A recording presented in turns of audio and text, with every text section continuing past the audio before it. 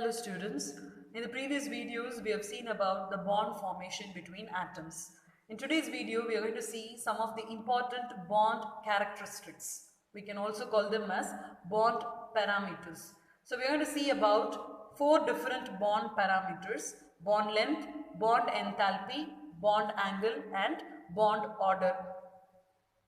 Whenever we talk about a bond between two atoms in a molecule, we usually use these terms. So it will be good if you understand these terms clearly. First, we will start with bond length. When atoms come closer to each other, attraction takes place between them. So we can define bond length as the average distance between the centers of the nuclei of the bonded atoms. So consider these two are the atoms forming a bond. So now they both are attracted towards each other and they are held at a distance. So the distance between the centers of the nuclei of the bonded atoms. So this is called as bond length. Bond length, it is expressed in angstrom, where 1 angstrom is equal to 10 power minus 10 meter, or you can express this bond length in picometer, where 1 picometer is equal to 10 to the power minus 12 meter. This bond length is determined experimentally by X-ray diffraction. We have learned about the atomic radii when we studied about the periodic properties in the third chapter. You know about covalent radii. So in the case of an ionic bond, the bond length is the sum of their ionic radii, because in an ionic compound you have a cation and an anion held together. So the radius of the cation plus the radius of the anion will give you the bond length. Suppose imagine this as the cation and anion. So this will be the radius of the cation and this will be the radius of the anion. Sum of these two will give you the bond length of this compound. Same way in the case of covalent bond length is the sum of their covalent radii. So if these two are bonded by covalent bond, then the radii of this atom plus the radii of this atom gives you the covalent bond length.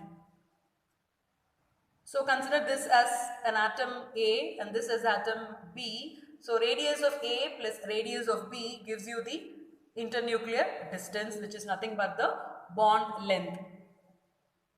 Just like covalent radius, we have learned about van der Waals radius also, where van der Waals radius represents the overall size of the atom, which include its valence shell in a non-bonded situation. So if you have any doubts in van der Waals radii, you can refer the videos of chapter 3. In your textbook, you have a tabular column which gives you the average bond lengths of some single, double and triple bonds, and also bond lengths in some common molecules. You can refer to that tabular column. So now, what are the factors affecting this bond length?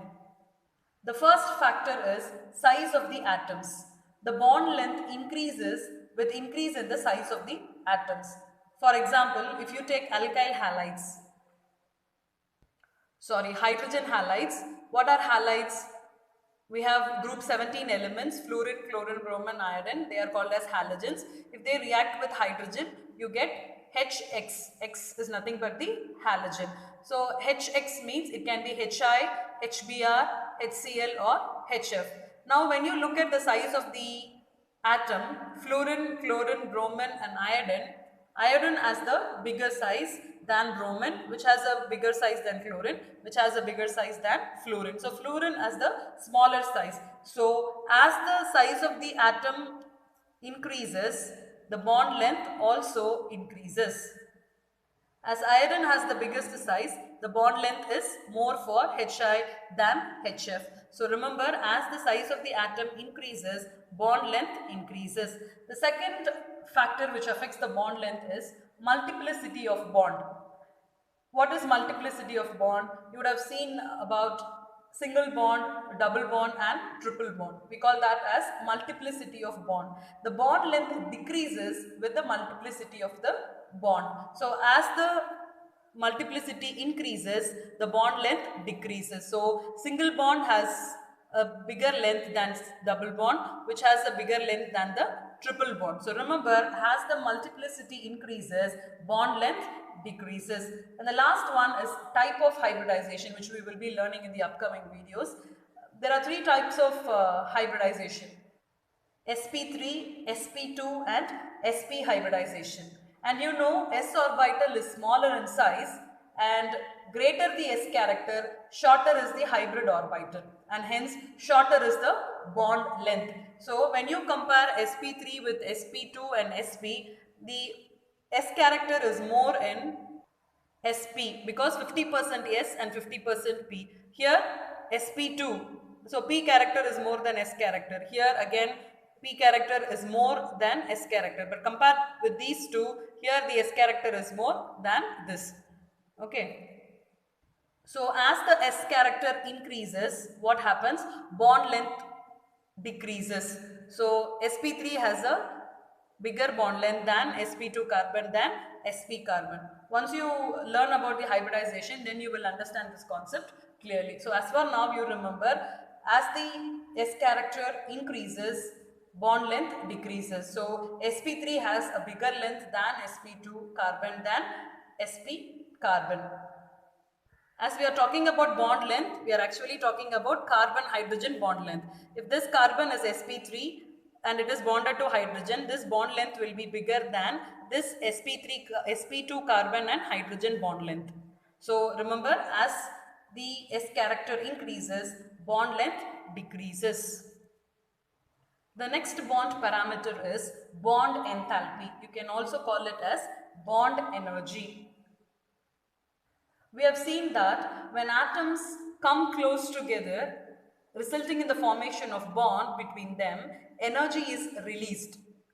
Same way, the energy is required to break the bond to get the separated atoms. So, the amount of energy required to break 1 mole of bonds of a particular type so as to separate them into gaseous atoms is called dissociation energy, or simply bond energy or bond enthalpy. So we say 1 mole of bonds because when you are talking about a molecule, you are not just talking about one molecule. There will be millions and millions of molecules. So the amount of energy required to break 1 mole of bonds is called as bond enthalpy or bond energy. And this bond enthalpy is expressed in kilojoule mole inverse. And remember, greater the bond dissociation energy, stronger is the bond. Because when we say dissociation energy, the energy required to break the bond. When that energy is higher, then it means the bond is stronger. In the case of diatomic molecules like hydrogen, chlorine, oxygen, HCl, HBr, diatomic, which means you have two atoms, the bond energies are equal to their dissociation energies, and hence they have fixed values. But in the case of polyatomic molecules, when we say polyatomic molecules, we can take the example of H2O. In case of polyatomic molecules, since a particular type of bond present in different molecules, for example, OH bond in water or CH3OH, in both the cases you have OH. So we have OH in H2O and also in CH3OH we have OH, and at the same time we have in the same molecules they have different bond energies. For example, if you take methane, CH4, we have CH bonds. There are 4 CH bonds, but they don't possess same energy. We need different energy to break the CH bond, but they appear same. We can say we have CH, CH, CH and CH, but all the CH are not same and they do not possess the same bond energy. So depending upon the chemical environment, they possess different bond energy. Therefore, bond energies are usually taken as average values for polyatomic molecules. I'll show you an example. If you take water molecule, to break the OH bond, you can see H plus OH. The energy required is 502 kilojoule mole inverse.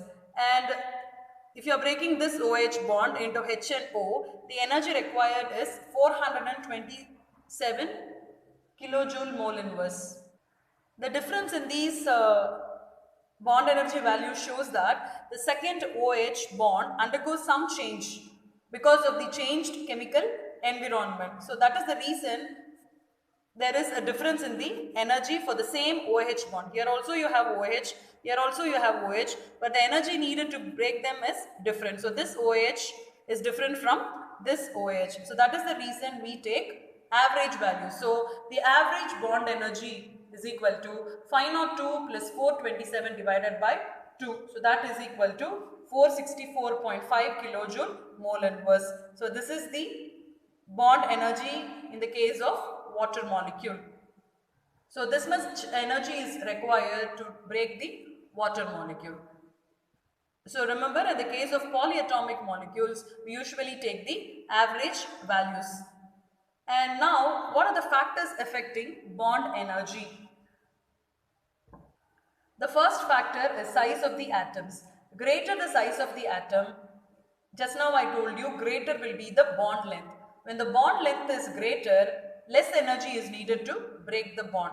So as the size of the atom increases, bond length increases, so bond enthalpy decreases. And the next one, multiplicity of bonds. And we have seen already, as the multiplicity increases, bond length decreases. As the bond length decreases, bond dissociation enthalpy increases. So when the multiplicity of the bond increases, bond enthalpy also increases. So when you have triple bond, double bond and single bond, which is difficult to be broken, triple bond. So these are the factors affecting the bond energy. And as I told you, remember, as the bond enthalpy increases, it shows the bond is stronger. More the bond enthalpy, more stronger is the bond formed. The next bond parameter is bond order. In the Lewis representation of a molecule or ion, the number of bonds present between two atoms is called bond order. You have seen in the previous video how to draw the Lewis representation of a molecule or ion. So while doing that representation, if you take oxygen molecule, you have a double bond. Then the bond order is 2. If you take a hydrogen molecule, between two hydrogen atoms, there is a single bond. So what is the bond order? 1. Same way for nitrogen, there is a triple bond. So the bond order is 3. So the bond order is nothing but the number of bonds present between two atoms. Here it is interesting to observe that the isoelectronic species have the same bond order. You know what are isoelectronic species? Species that have same number of electrons. For example, F2 and O2 2 minus. In both the cases there will be 18 electrons, and for both of them the bond order is 1. And look at this example, we have N2, CO, NO plus. In all the three cases there are 14 electrons and they are isoelectronic, and all of them have the same bond order 3. So remember, isoelectronic species have the same bond order. And further it is observed that greater the bond order, greater is the stability of the bond, which means greater will be the bond enthalpy. I told you what is bond order, the number of bonds present. So which means the multiplicity. And you know, as the multiplicity increases, what will increase? Bond enthalpy will increase, which means you need more energy to break that bond. So that shows the stability of the bond. So you can conclude, greater the bond order, greater will be the bond stability and greater will be the bond enthalpy. And secondly, greater the bond order, shorter is the bond length. So if you have single bond, double bond and triple bond, which will be having a shorter length? Triple bond will be having a shorter length. So remember, greater the bond order, shorter will be the bond length. And the last bond parameter is bond angle.